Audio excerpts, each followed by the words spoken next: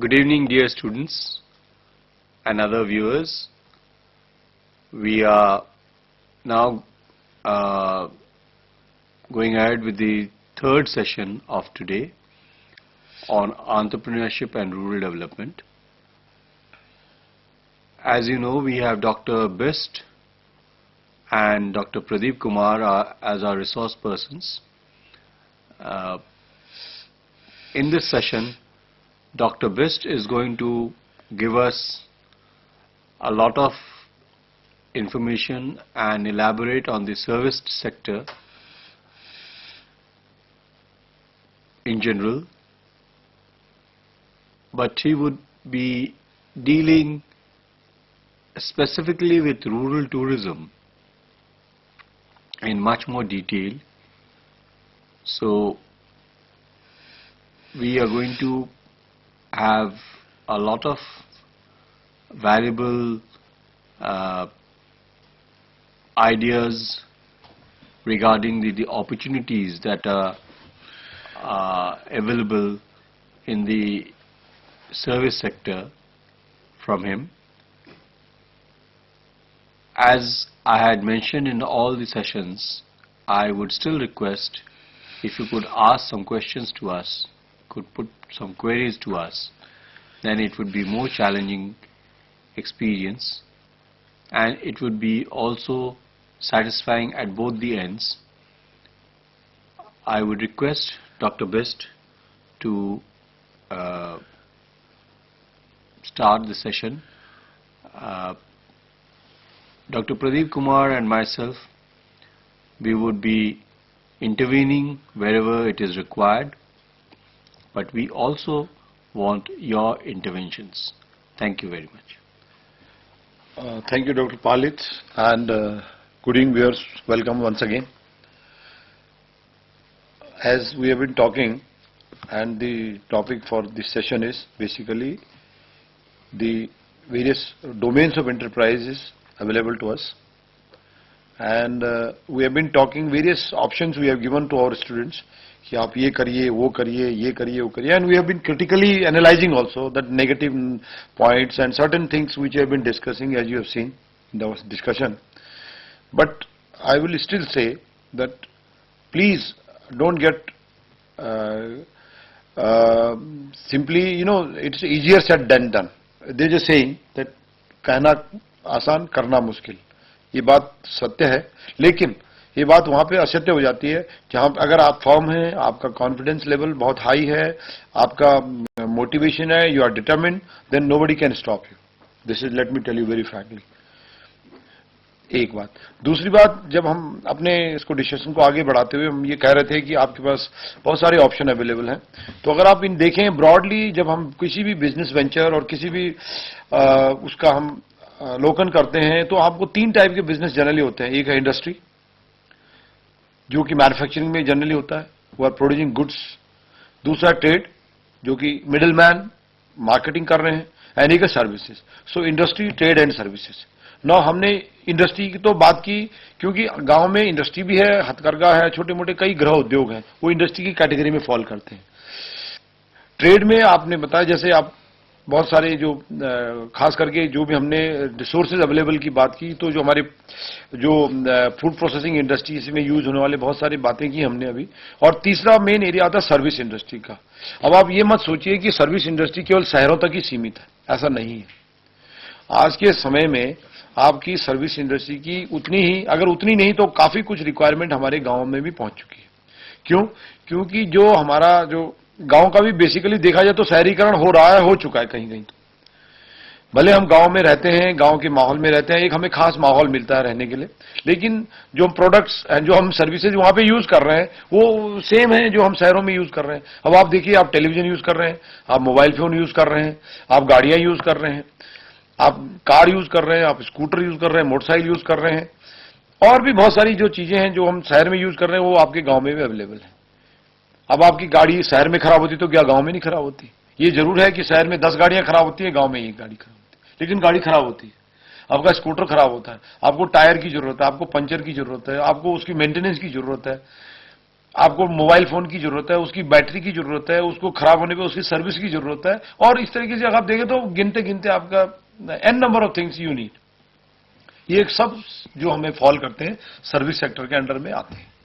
नौ, हमारे पास जो यूथ है, जो हमारा छात्र है, जो इस विषय जिनके लिए हम विषय पे विचार विमर्श कर रहे हैं, उनके लिए एक ऑप्शन ये भी है कि अगर आप गांव में रह करके गांव के लोगों की जरूरत को, रूरल सेटअप में लोगों की जरूरत को अंडरस्टैंड करें और उस सेक्टर में आप अपने सर्विस कारोबार को शुरू करें, तो एक अपने आप में एक दूसरा ओपनिंग बहुत अच्छा है।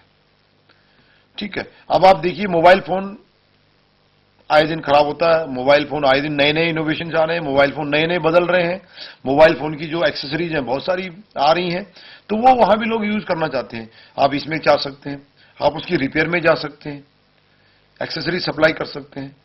आप आपकी जो टेलीविजन इंडस्ट्री में तो खैर पहले से भी लोग हैं, लेकिन अभी भी नए जो नया नया इक्विपमेंट आ रहा है उसको मेंटेनेंस करने के लिए हर जगह अवेलेबल नहीं है, तो आप एक बहुत स्पेशलाइज्ड काम वहां पे कर सकते हैं। ये डेफिनेटली है कि शहर के अंदर 100 दुकानें होती है, गांव में एक टाउन में एक खास दुकान, एक खास रिपेयर वाला, तो एक सर्विस सेक्टर में आप जा सकते हैं। इसके साथ साथ आप ये देखिए, आपके गांव में आजकल मैरिज का सीजन है, शादियों का सीजन है, तो गांव की शादी भी उतनी रसदार और होती है जितनी शहर की। मैं तो ये कहूंगा गांव में ज्यादा अच्छा होता है। आपका एंटरटेनमेंट एक सेक्टर ऐसा नया आ चुका है, आप डीजे लगा लीजिए। अब आप गांव में डीजे नहीं बजता, बहुत बचता है। ये बात जरूर है कि गांव के डीजे की व्यवस्था थोड़ी सी उतनी अच्छी नहीं होती जितनी शहर में, लेकिन होता है, लोग वहां भी वो चाहते हैं। तो ये एक अपने आप में एंटरटेनमेंट, अब लाइट्स, साउंड, एंटरटेनमेंट एक सेक्टर एक नया खुला है। और पहले ये जरूर लोग कहते थे नहीं गांव में तो ये कहां चलता है, वहां तो बिल्कुल गांव में आजकल कैटरिंग भी घुस गया है। कैटरिंग, बिल्कुल, यस। अब कैटरिंग इंडस्ट्री अपने गांव में लोग मिलजुल के खाना बनाते थे, अब वो समय की कमी के कारण कुछ पैसा लोगों के पास ज्यादा है तो दे वांट टू स्पेंड। अब वो कैसे स्पेंड करेंगे? कैटरिंग सर्विसेज है, एंटरटेनमेंट सर्विसेज है, लाइट्स है, साउंड्स है, ट्रांसपोर्ट सर्विसेज है, तो इस तरीके से आपकी नहीं, कैटरिंग जाने का एक बड़ा कारण है कि गांव के जो लोग होते हैं बहुत सारे शहर आ गए। हाँ, वो जब कुछ फंक्शन होता है, पारिवारिक फंक्शंस होता है, तो वो थोड़ा क्वालिटी स्टैंडर्ड चाहिए। वो जब जाते हैं वहां पे तो उनके पास समय कम होता है, समय भी कम होता है, और वो बाहर देखें, दुनिया देखें, वो चाहते हैं कि जैसे शहर में आप ऑर्डर किए खाना मिल जाए, लोग आए खाए, तो वो धीरे धीरे हो रहा है। शहर में जैसा केटरिंग का ये चल रहा है वैसा गांव में भी चलना शुरू हो गया। सो there are possibilities of various services, as Dr. Bist is saying, that there are possibilities of various services which are going to unfold more and more in due course of time in the rural areas. So there is immense possibility as far as services are concerned. एक चीज मैं add करना चाहूंगा। अब आपने देखा हो सरकार ने एक नया प्रोजेक्ट शुरू हुआ है, नेशनल हाईवेज बन रहे हैं और वो हमारे शहर में से होते गांव के रास्ते गुजर रहे हैं। अब आप हाईवेज के ऊपर आप जाएं तो आप ये डेफिनेटली ये अगर कोई क्रिएटिव है, कोई इनोवेटिव आइडिया लेके चल रहा है, तो अगर आप एक आपके गांव के रास्ते से एक हाईवे गुजर रहा है, अगर उस हाईवे पे आप कुछ हाईवे सर्विसेज आप प्रोवाइड कर सकते हैं, से कैटरिंग, जैसे डॉक्टर पालित ने कहा, फूड सर्विसेज या रिपेयर मेंटेनेंस सर्विसेज, या इसके अलावा और भी आप सोच सकते हैं जो कि आपके अपने कस्टमर को, जो लोग में एक गाड़ी में चल रहा है, एक या तो मोटल बना सकते हैं, आप मोटल बना सकते हैं। आपको पता है आपके गांव एक ऐसी लोकेशन पे है जहां सीनिक ब्यूटी है, जहां मौसम अच्छा है और लोग रुकते नहीं थे, लेकिन you create a motel, come with a motel, come with a small hotel, come with a restaurant and make people stay there. No, एक इनोवेटिव आइडिया होगा। आपके सरकार ने एक आपके गांव से आपकी खेती को लेते हुए सड़क बना दी। आप जब सड़क बनी तो उसका विरोध किया कि हमारी खेती सड़क में चली गई और हमें problem, this problem, so many things जो नेचुरल होती हैं वो हुई। लेकिन जब वो बना दी गई तो आप ये पाएंगे कि आपके लिए नए ओपनिंग्स खुल गए। तो आपको उन ओपनिंग्स के ओर देखना है और लोगों की नीड को आइडेंटिफाई करते नए आइडियाज लेने हैं। हो सकता है कि जिस खेत से वो सड़क गुजरी है उस खेत में इतना गेहूं चावल पैदा नहीं होता होगा या और अनाज पैदा नहीं होता जितना वो आपको रेस्टोरेंट या होटल या वर्कशॉप या कोई सर्विस का वो खोल करके आपको दे सकता है। सो इस तरीके से ये नई चीजें आपको सोचनी है और इसमें आपने अपना मिनिमम जो फाइनेंशियल एक्सपेंडिचर से एक शुरुआत करनी है और वो आप पाएंगे कि वो आप एक सक्सेस वेंचर होगा और आपको एक नई अपॉर्चुनिटीज आपको और आपके जो अनस्किल्ड और स्किल्ड लोग हैं गांव में, अलग अलग तरीके के अलग अलग उम्र के लोग हैं, महिला भी शामिल हो सकती हैं, बच्चे भी हो सकते हैं, बच्चों के लिए पार्ट टाइम जॉब की अपॉर्चुनिटीज हो सकती है, वो सब आप प्रोवाइड कर पाएंगे और एक नया गेनफुल एम्प्लॉयमेंट अपने लिए और लोगों के लिए शुरू हो जाएगा। ये तो रही सर्विस सेक्टर की बात। इसके अलावा जो मैंने कहा कि मॉडल बना दिया आपने, एक स्टे का वो बना दिया, इसका मतलब आपने क्या किया, आपने एक नई एक्टिविटीज खोली है जिसको हम कहते हैं कि पर्यटन का कुछ जरिया खोल दिया। तो रूरल टूरिज्म जो है, ग्रामीण जो पर्यटन है, वो उसका सरकार की ओर से बहुत बढ़ावा है और ये अपने आप में लोग जो है शहरों से खिन्न हो चुके हैं। जो लोग शहर में रहते हैं उनसे पूछिए, वो चाहते हैं, वो कहीं ऐसी जगह जाना चाहते हैं जहां शांत हो, जहां वो 10 दिन 5 दिन हफ्ता 4 दिन 2 दिन 1 दिन बिताना चाहते हैं, लेकिन उनको कोई ऐसा मिलता नहीं है। अगर मिलता है तो उनकी कोई सेटिस्फाइड होते हैं, कोई अनसेटिस्फाइड होते हैं, तो सेटिस्फेक्शन लेवल पे डिपेंड करता है। लेकिन अगर आप रूरल टूरिज्म को देखें तो हमारे अंदर, हमारे ग्रामीण क्षेत्रों में मोटल, होटल, रेस्टोरेंट के अलावा बहुत सारी ऐसी अपॉर्चुनिटीज हैं। पीस, हेल्थ के लिए लोग आ सकते हैं। आप वहां पे ये जो नया एक कंसेप्ट है कि हमारे योगिक और योगा और प्राणायाम और हेल्थ टूरिज्म के ऊपर, अब हेल्थ टूरिज्म दिल्ली में रह के तो कहां कर पाएगा। दिल्ली में हेल्थ टूरिज्म तो लोग हॉस्पिटल में करते हैं कि चलिए हॉस्पिटल में गए और लाखों रुपए इलाज खर्च करके आ गए और अपनी बीमारी को थोड़ा रोक दिया। लेकिन अगर आप रियल सेंस में आप क्रिएटिव हैं तो आप गांव में, उन इलाकों में जहां आप सोच सकते हैं कि कुछ ऐसे खास टारगेट ग्रुप को अट्रैक्ट किया जा सकता है, ओल्ड एज लोगों को या उन लोगों को जिनके पास पैसा है और समय भी है, लेकिन उनके समय की कमी के कारण वो कहीं नहीं जा पाते, उन टारगेट ग्रुप को आप अट्रैक्ट कर सकते हैं। ऐसे नए वेंचर, नए टूरिस्ट डेस्टिनेशन डेवलप कर सकते हैं जिसमें कि सरकार का पूरा प्रोत्साहन आपको मिलेगा, राज्य सरकार का, केंद्र सरकार का। और अब सरकार ने इस बात का फैसला ले चुकी है, सरकार अब उनका पॉलिसी डॉक्यूमेंट आ चुका है कि ग्रामीण टूरिज्म को, ग्रामीण के मतलब रूरल डेवलपमेंट को करना है तो रूरल टूरिज्म को बढ़ावा देना पड़ेगा। ये आप जानते हैं कि रूरल टूरिज्म एक छोटी सी एक्टिविटी नहीं है, एक व्यक्ति विशेष तक सीमित नहीं रहती है। यह एक अपने आप में बहुत बड़ा कारोबार है और सर्विस सेक्टर के अंदर आता है और जिसके अंदर आप अपने लिए नहीं, बहुत सारे लोगों के लिए डायरेक्ट और इनडायरेक्ट रूप से रोजगार के मौके मुहैया कराते हैं और उनको एक अच्छी खासी जीवन जीने का, जो कि वो शहर में रहकर भी नहीं कर सकते, वो उनको पैदा हो जाता है। चाहे वो एक टूरिस्ट सेंटर में कोई पान की दुकान लगा ले, या टूरिस्ट सेंटर में एक आप गाड़ी रिपेयर का वर्कशॉप खोल ले, या टूरिस्ट सेंटर में एक गाइड के तौर पे उसको यूज कर ले, या टूरिस्ट सेंटर में आप मसाज का काम कर ले, या वेरियस काइंड ऑफ जो आप सर्विसेज प्रोवाइड करा सकते हैं, वो चीजें वहां पर मुहैया करा सकती है। क्यों डॉक्टर पानी? डेफिनेटली वो डॉक्टर बिस ने बहुत अच्छा चीज he has raised a very important issue. Rural tourism has immense possibilities of unleashing rural entrepreneurship. It has, you see, the problem, you see, when you was talking about health, I was just, एक health के दो aspect है, एक है curative aspect है, एक है preventive aspect है।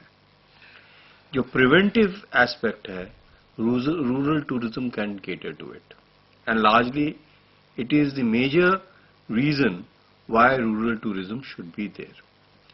In the urban areas, people are so engrossed with their work and their mundane existence, the monotony of life, that it is not possible for them to have leisurely, peaceful, a time which they would be enjoying. Here definitely in this, they have nightclubs, they have all kinds of things where they go dance and all kinds of things. That is there. But again, the next morning, they are back to work and they have to go through that grinding. Okay.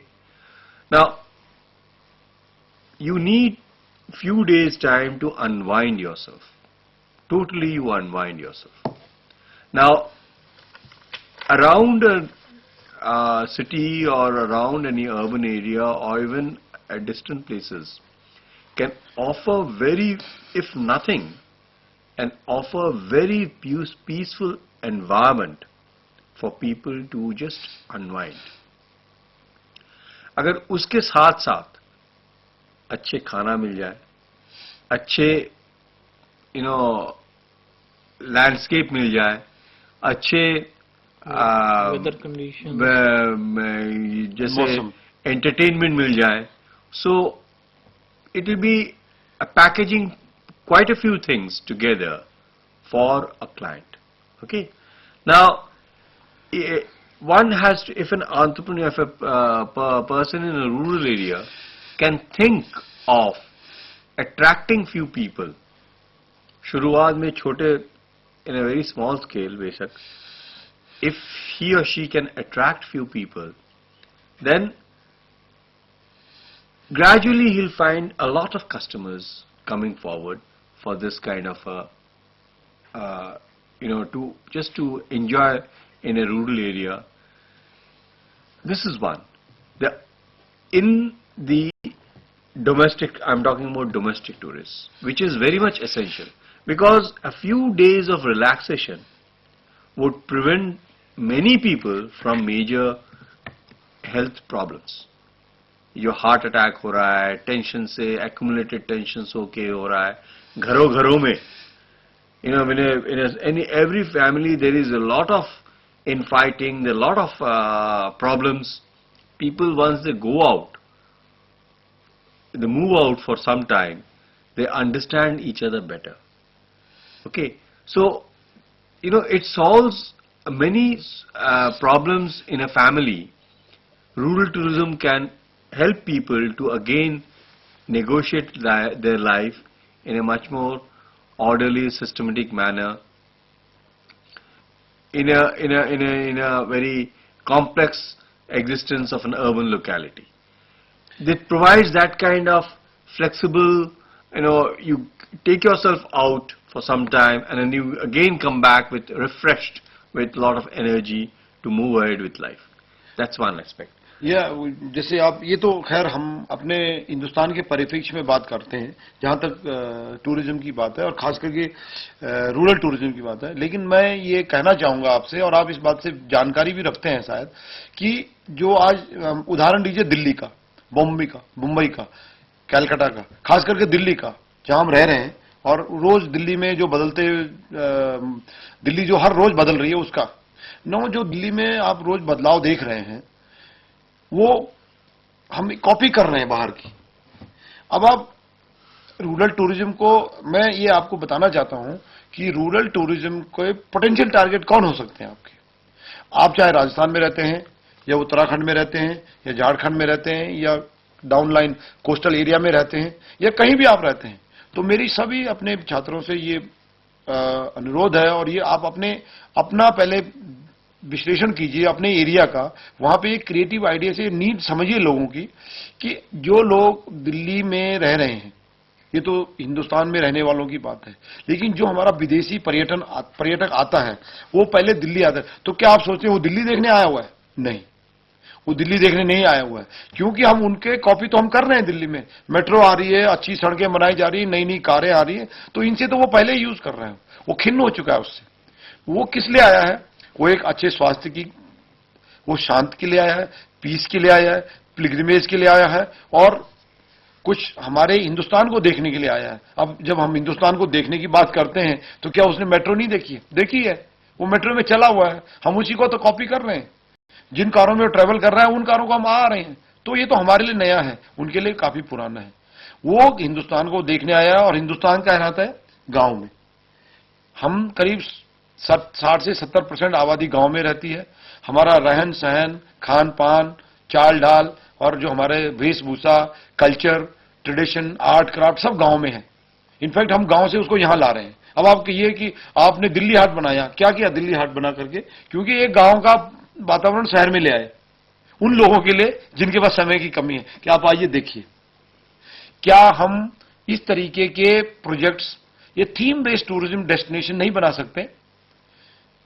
क्या हम इस तरीके के theme based या art and culture based projects गांव के अंदर, उस गांव में नहीं बना सकते जहां का ओरिजिन हम ला रहे हैं? यहां पे बस्तर का आर्ट एंड क्राफ्ट ला रहे हैं, गांव का जो हमारा खादी और ये चीज हम शहर में ला रहे हैं, या लकड़ी की बनी चीजें, या आप ये देखिए कि हमारा गांव का एक आदमी, क्या किसी शहर के आदमी को आपने चावल पे रामायण लिखते हुए देखा?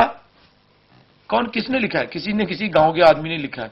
जब इस तरह की कला, इस तरीके का हुनर और इस तरीके का जो एक अट्रैक्शन है वो गांव में है, तो क्या हम उसको वहां विकसित नहीं कर सकते? दिल्ली हाट लगती है, वहां पे एक आदमी आता है, चावल के दाने पे आपका नाम लिख के देता है, and there is a queuing up, people are queuing up for that. ठीक है, क्या वो आदमी, ये इसमें समय जरूर लगेगा, क्या वही व्यक्ति जो दिल्ली में रह करके लोगों को ये चावल के दाने पे नाम लिख लिख के दे रहा है, वो एक ऐसे डेस्टिनेशन में बैठ के नहीं दे रहा, दे रहे होंगे, ये बात जरूर है कि उन पे उस समय वहां क्यों नहीं होती है, क्योंकि इसमें समय लगेगा। लेकिन ये एक बहुत अच्छा ओपनिंग होगा कि हम अपने थीम बेस्ड टूरिस्ट डेस्टिनेशन बनाएं। मैं उदाहरण देता हूं आपको राजस्थान का। अब राजस्थान में जैसलमेर, बीकानेर में चले जाइए, वहां पे आपको केवल रेत मिलेगा। अब जो वहां के लोग हैं, जो वहां के, आप गए हैं, मैं भी गया हूं, आपने भी देखा होगा कि जो वहां के हमारे युवक हैं, जो लोग इस तरीके के डेजर्ट सफारी और डेजर्ट टूरिज्म को प्रमोट कर रहे हैं, वो लोग कौन हैं? वो वहां के लोग हैं जिनके पास कैमल है, उनके पास अपनी गाड़ियां हैं, उस एरिया को जानते हैं, और जो आने वाले व्यक्ति को ऐसी नई चीज दिखा लेते हैं, दिखाना चाहते हैं, जिससे कि वो he is quite satisfied, pretty satisfied, और in return he spends lot of money not on the particular person, but उसके कई एरियाज हैं, ट्रांसपोर्ट में खर्च होता है, उसके अकोमोडेशन में खर्च होता है, उसके खाने पीने में खर्च होता है, उसकी शॉपिंग में खर्च होता है, वहां आर्ट एंड क्राफ्ट को बढ़ावा मिलता है। तो हमने एक पुष्कर का मेला वहां लगाया। क्यों लगाया? क्योंकि वो अपने आप में एक इंटरनेशनल इवेंट बन चुका है। क्या इस तरीके से हम और कई चीजें अपने एरिया में, राजस्थान में नहीं कर सकते?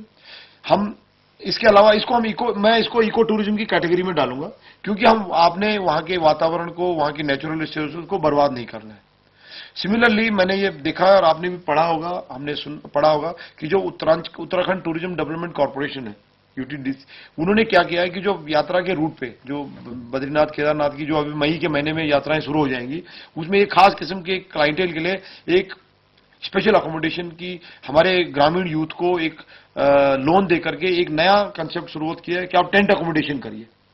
अब एक पर्टिकुलर आदमी जाता है, शहर से, विदेश से आ रहा है, एक धार्मिक यात्रा पे जा रहा है, वो सोचता है मुझे अकोमोडेशन चाहिए, मुझे खाना पीना रहना चाहिए। लेकिन अगर आप और यंग लोग जा रहे हैं और वो रिलीजियस माइंड से जा रहे हैं, और उनको उनमें वैल्यू एडिशन कर दिया गया है कि आप उस होटल में न रह के तंबू में रहिए, आप एक एडवेंचर, थोड़ा सा एक्टिविटीज में इन्वॉल्व हो जाइए, आपको तंबू के अंदर बहुत सभी सुविधाएं मिलेंगी, लेकिन you have all together different feeling. तो एक सेट ऑफ मार्केट, एक सेट ऑफ टारगेट ग्रुप आपको अवेलेबल होता है कि उस पर्टिकुलर एक्टिविटीज को आगे बढ़ाने के लिए। तो एक चीज मैं बताऊंगा, आपने रूरल टूरिज्म पे जो बताया, ये बहुत ही ब्रॉड कॉन्सेप्ट है। न केवल ये सर्विस सेक्टर में आता है, हम समझते हैं कि ये दूसरा जो ट्रेड को है, हाँ, और मार्केट को है, बहुत बड़ा बढ़ावा दिया जा सकता है, क्योंकि जहां पे टूरिज्म डेवलप होगा, उस सेंटर के सराउंडिंग्स में मार्केट कई तरह के डेवलप किए जा सकते हैं। और जैसा कि आपने खुद बताया कि रूरल यूथ्स के लोकल क्राफ्ट्स, लोकल पेंटिंग्स, इन पर्टिकुलर राजस्थान का जैसे आपने उदाहरण दिया, ये बहुत ही महत्वपूर्ण मुद्दा है। ये ट्रेड को भी यहाँ पे काफी विकसित किया जा सकता है। रूरल टूरिज्म सिर्फ एक सर्विस सेक्टर के अंदर नहीं आ सकता है। दूसरा मैं ये भी बताना चाहूंगा, मतलब वो इंटररिलेटेड सर्विस, और एक सर्विस के लिए आते हैं, अगर जब सर्विस के लिए आ जाते हैं, उनको हम कुछ सामान भी भेज देते हैं साथ। हाँ, और वो लाइक भी करते हैं folk items, they like it. So second thing, the rural tourism is a little recent concept. If we go about the tourism, so tourism was attached with the mostly, in particularly in India, international tourists. Domestic tourist has not given much attention. And in rural tourism, I think the domestic tourists are the largest section, which has been, I think, untouched.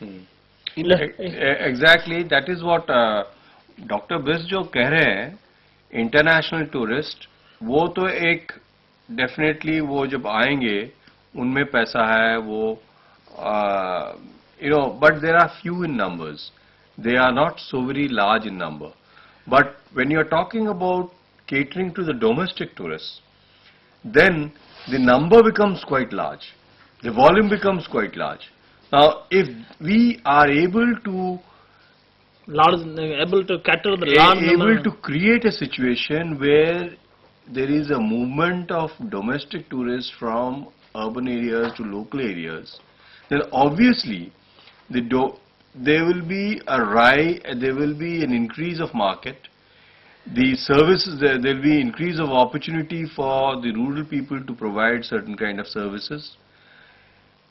So we should not only think about the international tourists.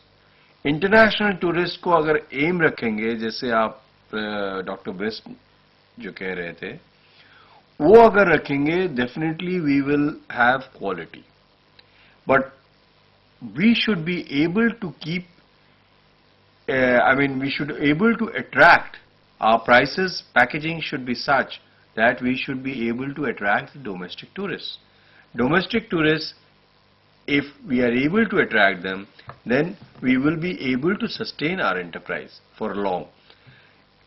Another thing is, now service sector is a vast sector, and within services there are certain services which are not permitted by law.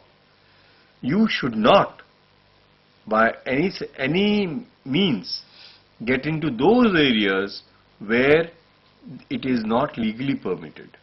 I need not mention all the areas, for instance, drug abuse. There are, the international tourists, since there are a lot of things which are not permitted in their countries, they take advantage of those things to come into a different country and get involved in those activities, wherein our local youth, with the idea of making quick money, they get involved, and if they are found guilty, they ruin their life.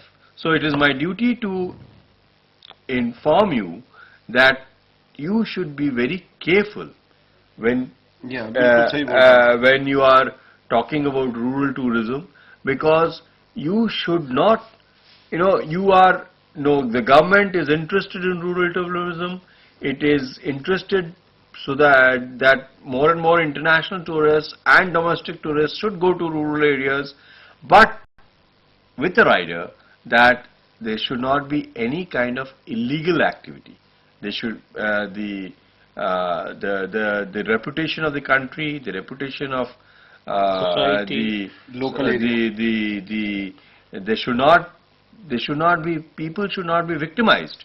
People should not, and the tourists should not suffer. Neither the people out there in the local areas should not by any means suffer.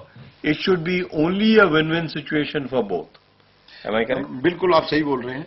मैं जब हम बात करते हैं domestic tourism की, तो अब आप एक चीज मैं इतना कहना चाहूंगा आपको कि अब आप जस्ट लुक बैक, जब हमारे यहाँ पे एक जो मल्टीनेशनल कल्चर यहाँ पे नहीं था, मल्टीनेशनल कल्चर मेरे ख्याल से पिछले 10 साल में ही बहुत बढ़ा है. 10 क्यों 7-8 साल, मैक्सिमम 10 साल लगा लिए, तब से बढ़ा है. अब आप जब भी हम टूरिज्म की बात करते हैं तो एक कंसेप्ट हमारी होती थी कि हम विदेशी टूरिस्ट, उसको हम टूरिस्ट मानते थे, और खास करके दिल्ली शहर में विदेशी आ गए तो वो टूरिस्ट है. और गांव में भी ये हमारे जो रूरल, जो हमारे खास करके जो स्पेसिफिक जैसे वाइल्ड लाइफ सेंचुरीज हैं, या और भी हमारे very theme based tourist destination है, जो कि देखो कोई भी टूरिस्ट डेस्टिनेशन जो देखा जाए other than certain destination Delhi में या बड़े शहरों में होकर के, सब रूरल एरियाज में, सब रूरल एरियाज में. आप वाइल्ड लाइफ ले लीजिए, ये कोई और भी XYZ आप जस्ट नेम करिए, तो they are on rural areas. Now ये कंसेप्ट मल्टीनेशनल जो कल्चर यहाँ पे आया रफली 10 साल या 10 साल के अंदर अंदर, हम हमेशा फॉरेन टूरिस्ट को टैप करने की कोशिश करते थे. वो हमारा एक टारगेट ग्रुप होता था, लेकिन वो बदल गई है. वो बदल कैसे गई है कि अगर आप देखें तो जो लोग सैलरी यहाँ पे 1 लाख रुपए सैलरी लेने के लिए विदेश जाते थे, it was a dream that 1 lakh रुपए सैलरी वहां मिलेगी, लेकिन अब लोगों को 2 लाख रुपए सैलरी हिंदुस्तान, दिल्ली जैसे शहर में मिल रही है. इट मीन्स व्हाट, जो इकोनॉमिक जो ग्रोथ हुआ है वो बहुत जबरदस्त हुआ है. लोगों की स्पेंडिंग पावर बहुत बढ़ गई है, और इस कदर बढ़ गई हैं कि पीपल डोंट माइंड स्पेंडिंग। अब आप एक बोतल पानी 15 रुपए की ले लेते हैं, प्यास लग गई और उसको पी जाते हैं, पिया और जो बचा कुचा फेंक दिया, जबकि आपको दूध 15 रुपए किलो दूध भी मिल रहा है ना। दूध और पानी का अगर आप भाव एक रख के चल रहे हैं, so you can well imagine कि कितनी स्पेंडिंग पावर बढ़ गई लोगों की खर्च करने की। तो अब हमारे इस बात को हमको अपने आप में सीमित नहीं रखनी है कि हमको एक पर्टिकुलर टारगेट ग्रुप जो विदेशी लोग हैं उनको टारगेट करना, नहीं, वो भी हमारा एक टारगेट ग्रुप है और उनको भी हमने जो सेटिस्फैक्शन, जो उनके विजिट का जो अल्टीमेट सेटिस्फैक्शन उनको देना है। लेकिन हमारे पास जो अपना डोमेस्टिक टूरिस्ट है वो एक विदेशियों की तरह उनके जो स्पेंडिंग पावर है उतनी ही ज्यादा है, एंड दे कैन स्पेंड। खाली स्पेंडिंग पावर भी नहीं है, विदेशी जैसे ग्राइंड होते थे वैसे हमारे देश के लोग जो 2 लाख रुपया कमा रहा है उसको वैसा ग्राइंड हो रहा है। आजकल देखे होंगे आप, कॉल सेंटर्स में बच्चे काम कर रहे, 25,000, 20,000, 30,000 कमा रहे, मगर बच्चे तो कमा तो रहे 20-25 हजार, मगर वो क्या काम कर रहे हैं, आप रात भर वो रहते हैं वहां पे, इतना काम करते हैं और सुबह बेचारा आके सोते हैं, फिर उसके जिंदगी बिल्कुल बदल जाता है। तो ये जो काम करने का ढंग आजकल चला है, तो इसके लिए बहुत ही जरूरत हो गया है कि उनको एक टाइम चाहिए जिसमें वो बहुत रिलैक्स्ड होके अनवाइंड करे खुद को। उस अनवाइंडिंग अपॉर्चुनिटी आप दीजिए।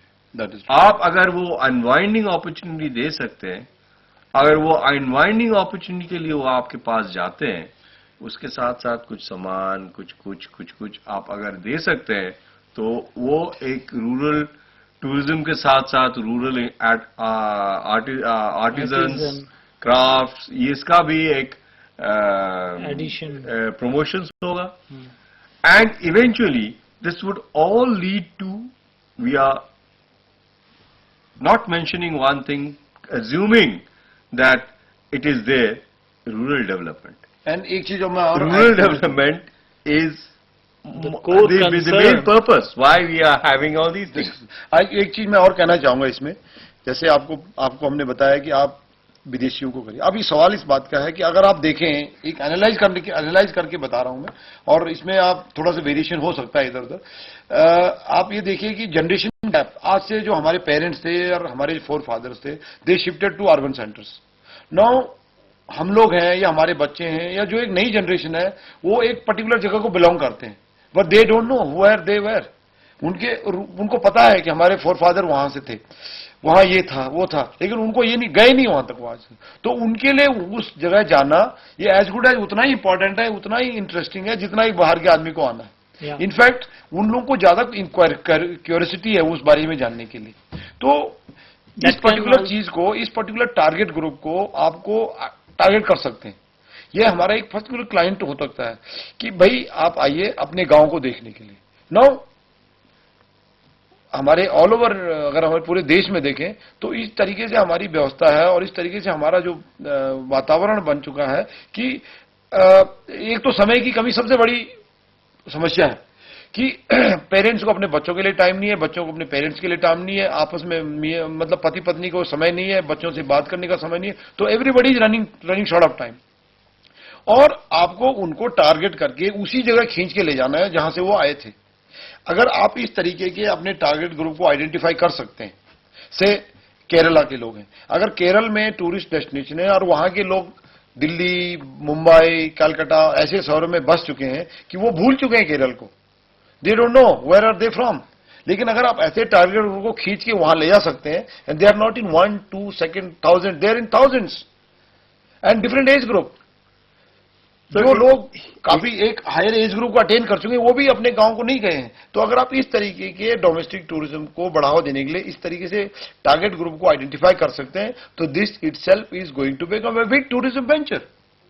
One more thing I would like to add to this is, ये गांव में जब लोग बच्चे एजुकेटेड हो जाते हैं, बहुत सारे बच्चे हैं जो जब एजुकेटेड हो जाते हैं, उनको गांव का जो रूटीन वर्क है, basically to be involve in agriculture, they don't like it. They don't like, yes. I mean उसको अगर हम सोचेंगे या क्या यार वो अपने फादर को हेल्प नहीं करता है खेतीबाड़ी में, कैसा बच्चा बन गया, पढ़ लिख लिया तो ये कुछ घर का काम नहीं करेगा, that's one way of looking at it. काम करना चाहिए, नहीं किया. Now you should look at it in a positive way.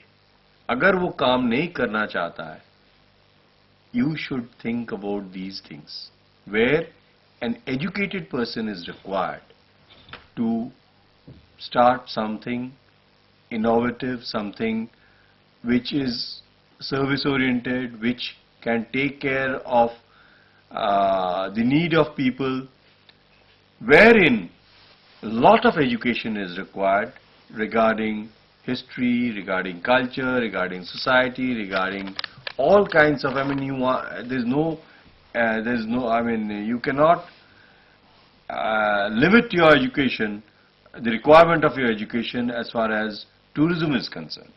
Because there you have to cater to different kinds of people who would be coming and whom you would be serving some kind of service. So, I would recommend this opportunity of rural tourism for especially those youth who do not want to get into mundane things like agriculture or even manufacturing. They can use their education, their if a student of history is there, he would be very, very useful in terms of tourism.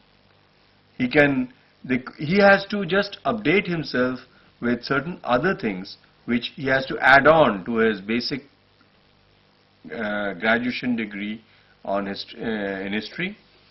That would help him to go ahead with a project like rural tourism.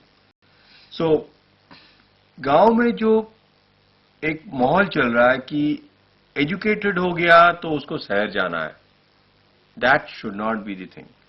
Because if he is educated, he can create an opportunity for himself in the village itself. If he is interested in technology, he can use technology in the village itself to upgrade the products, to add value to the products. If he is interested in history, culture, humanities and all, he can involve himself in various services that are required. So, that would, pull out people from agriculture, and agriculture would become a profitable venture eventually. Agriculture में जो इतने ज़्यादा लोग हो गए हैं, उससे हमें लोगों को निकालना है. So, इसके कारण हमें टूरिज्म, सर्विस सेक्टर, दूसरे सर्विस सेक्टर और ट्रेड, मैन्युफैक्चरिंग, ये सब चीजों में ध्यान रखना चाहिए.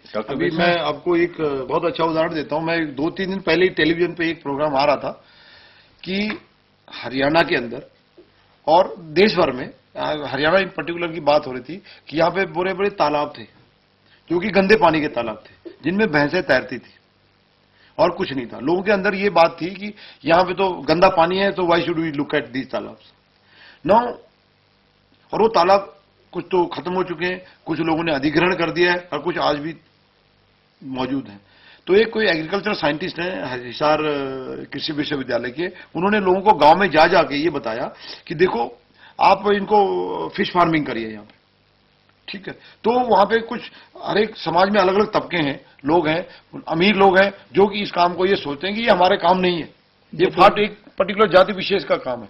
जब उन्होंने इस तरीके से सोचा तो कुछ लोगों के, वो टीवी पे हमारे दूरदर्शन पे इंटरव्यू आ रहे थे, जिन लोगों ने इसको चैलेंज के तौर पे लिया, पढ़े लिखे लोगों ने, लेकिन वो गरीब तबके के लोग थे, पढ़े लिखे थे, क्रिएटिव थे, उन्होंने लिया. तो आज की तारीख में दे आर सो रिच और उनकी प्रॉस्पेरिटी, इकोनॉमिक ग्रोथ इतनी ज्यादा हुई कि उनको देखते हुए जो हमारे जो रिच तबके के लोग थे, जो लोग सोचते थे कि नहीं मेरा काम नहीं है, तो उसी जाति विशेष का काम है, they started fish farming. And ये स्टैटिस्टिक्स मुझे ध्यान नहीं आ रहा है, लेकिन तो उसमें क्या है, education. idea and will to work. First is will to work. You know, education is an important factor. Education होना is not bad. नालायक जो कहते हैं नालायक बन गया, ये पढ़ लिख लिया तो नालायक बन गया, तो वो चीज वो नहीं है, नहीं होना चाहिए, वो नहीं है. You have to think what you can do. You should not think that you are useless. There are many opportunities that are lying just like that. People are not taking it, and people are for mere small jobs. People are giving a lot of money as riswat to get a job as police inspector or coach. I wouldn't say that it's a mere this thing, but you can do much more. For a clerical job, people for a peon's job, people give a lot of life. Yeah, I mean, waiting for the government job. I mean, ये सब मैं सुनाऊं. I mean, how far it's true that can only the real facts would say. One thing I would like to add here, that the students might have some threats and challenges, dangers in their apprehensions in their mind about the rural tourism. Because conventional tourism was restricted to the historical places, religious places, and some different, very special locations.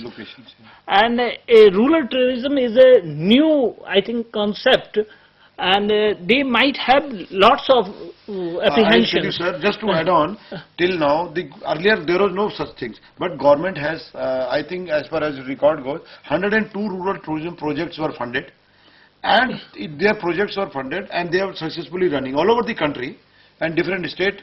Now government has constituted a committee at the level of district magistrate and certain people, those who are in the expert in that area, that if they must identify the tourist destinations as a projects, and then government is allowed to fund them and develop them as a tourist destination. Now उसमें जैसे doctor पालित और doctor Pradeep कह रहे थे, खास करके जब आप ये काम सोच रहे हैं तो आपको एक खास कुछ कायदे कानूनों का ध्यान में रखना पड़ेगा, और एक चीज और देखनी पड़ेगी जो कि कायदे कानून के अंदर तो खैर ऐसा नहीं है कि आमतौर से हम सुनते हैं पॉल्यूशन हो गया, लेकिन जो हम तो करते हैं कि हमारा जो इकोलॉजी डिस्टर्ब नहीं होना चाहिए, जिसके लिए सबसे बड़ा हम आज की तारीख में एक विषय है बातचीत करने का, और दूसरा हमारा कल्चरल पॉल्यूट नहीं होना चाहिए.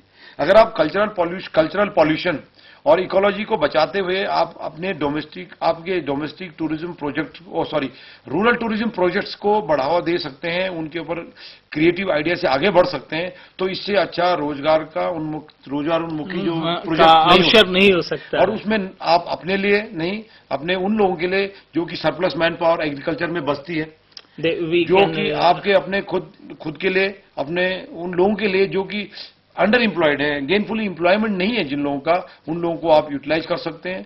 क्योंकि tourism industry is not self a small business, it is a variety of, it has a multiplier effect. So जो टूरिज्म मल्टीप्लायर इफेक्ट है वो आप क्रिएट कर पाएंगे, लोगों को जॉब क्रिएट देंगे, गेनफुल एम्प्लॉयमेंट अपने आप के लिए नहीं, पूरे एरिया का डेवलपमेंट होगा. और एक चीज और मैं बताऊंगा आपको कि जब रूरल टूरिज्म प्रोजेक्ट्स एक एरिया स्पेसिफिक या जो भी डेवलप होते हैं, तो तब ही भारत के जो ग्रामीण क्षेत्रों का विकास रियल सेंस में हो पाएगा, एंड अदरवाइज ये विकास जो है आधा अधूरा रह जाता है. एक और इसमें चीज है कि एप्रीहेंशंस इसलिए भी नहीं होनी चाहिए क्योंकि टारगेट ग्रुप हमारा बहुत बड़ा है. डोमेस्टिक टारगेट ग्रुप ही 30% पॉपुलेशन अर्बन एरियाज में रहते हैं, एंड अर्बन एरियाज में जो कि गांव कभी देखा नहीं, many people has migrated from the rural to urban area, they might have not interest much in this kind of rural tourism, but who born and brought up in the town and cities, I think they have always a thirst to see their village, their own countries village. So I think for those groups, it's a very important area and destination.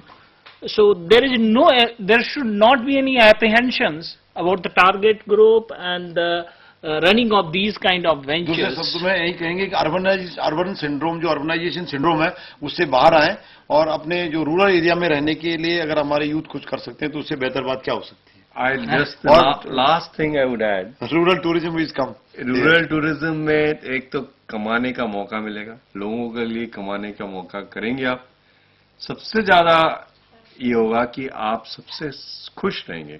You the kind of satisfaction that you will get Is tremendous.